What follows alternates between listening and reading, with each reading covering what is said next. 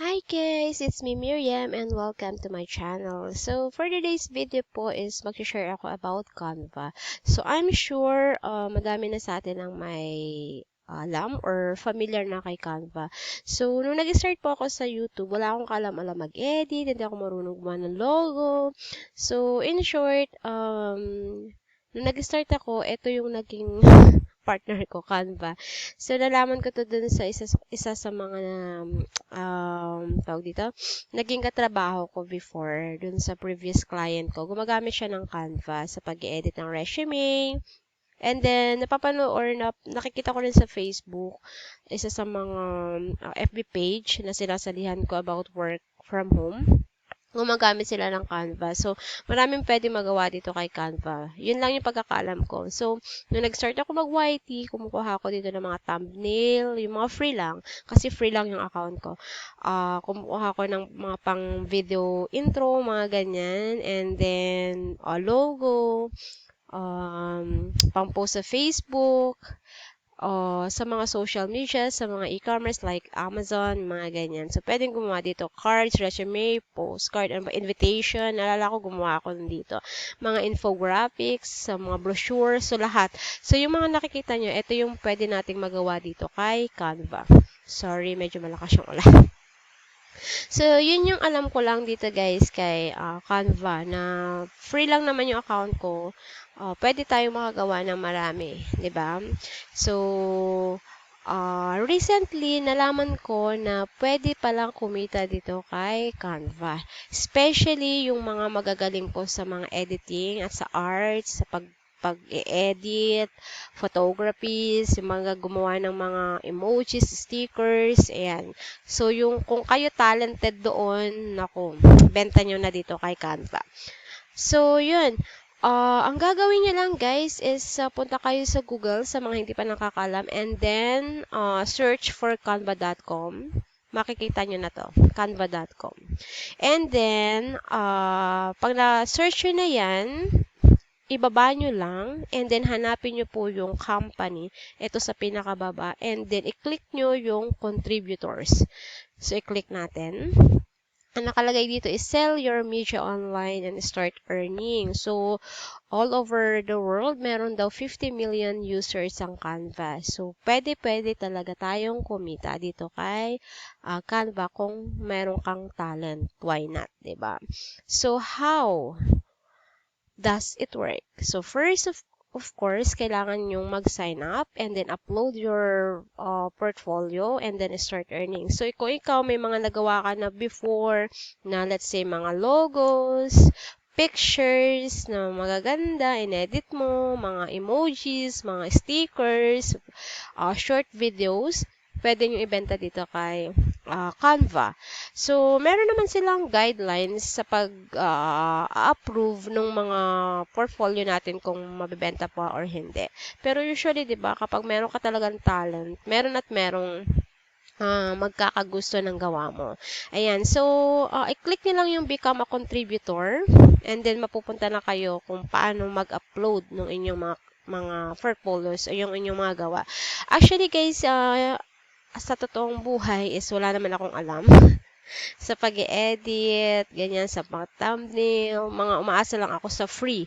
So, katulad ko, umaasa ako sa free. Pag kung gusto kong itawag dito, upgrade yung kaalaman ko, kailangan kong gumamit, 'di ba, ng mga magaganda ding tawag diyan, templates. Yan. Naalala ko before, bumibili pa kami talaga ng templates para magamit dito sa pagpo-post sa Facebook, sa Amazon.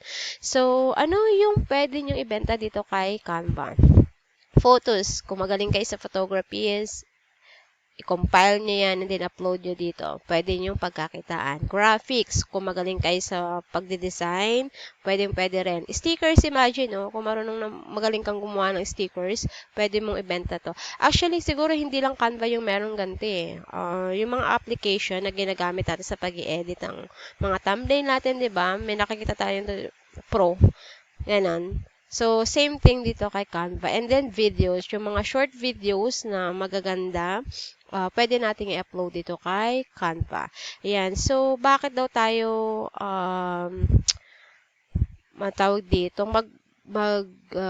gusto natin maging contributor dito kay Canva. So, it's very simple. Very fast, 'di ba? Sabi dito, so fast and it's magic. Mag-upload ka lang. And then, pag in-approve ni Canva, pwede ka nang kumita. Earn more easily. Sabi dito, fair and clean license. Actually, meron dito guys, nakita ko na, meron silang parang pinaka-contract. Kung pag once na na-approve yung gawa nyo. And then, most important is totally free. 'Di ba? So, wala kang kinakailangang gastusin. Magsa-sign up ka lang, upload mo yung gawa mo, and pwede kang kumita. And then, reach over 55 million users now. And then, connect. Establish your portfolio. Build your own market place and establish your brand. So, ganun lang kasimple guys. Kung may portfolio kayo, upload nyo lang and then follow the guidelines kung paano ma-approve yung gawa ninyo. And then, start selling in Canva.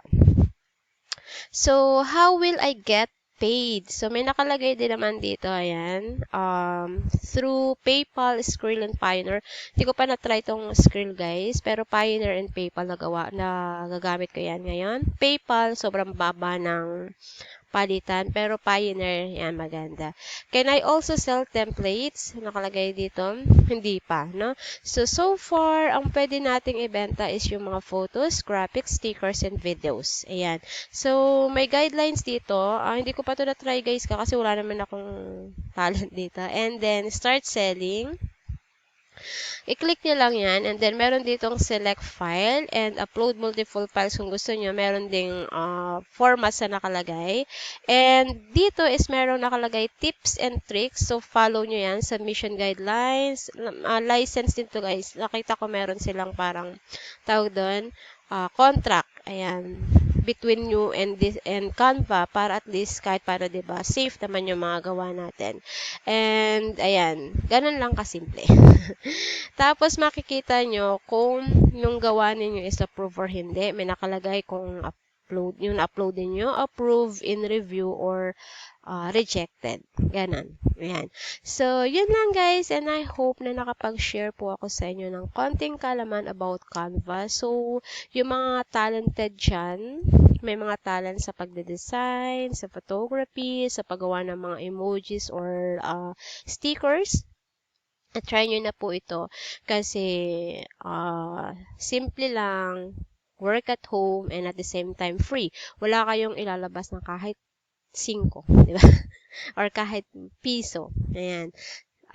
Magsa-sign up lang kayo. Syempre, ang pinakapuhunan lang talaga natin is internet, yung gamit natin sa pag-e-edit.